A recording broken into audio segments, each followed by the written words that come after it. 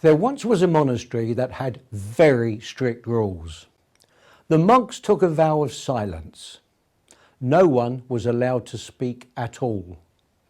There was just one exception to this rule.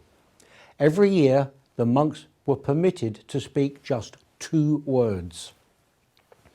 After his first year at the monastery, one monk was summoned to his annual meeting with the head monk. "It has been 1 year," said the head monk. "What are the 2 words you would like to speak?" "Bed hard," said the monk. "Thank you," replied the head monk. "You may go now." 1 year later, the monk was again summoned to the head monk's office. "It has been 1 more year," said the head monk. "What are the 2 words you would like to speak?"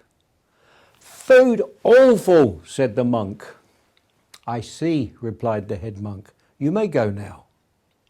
Yet another year passed, and the monk once again met with the head monk, who asked, "What are your 2 words now after these 3 years?" "I quit," said the monk. "Well, I can see why," replied the head monk. "All you ever do is complain." You may well be wondering, what has this to do with communication skills? The answer is simply this: the more you say, the less people will remember what you said.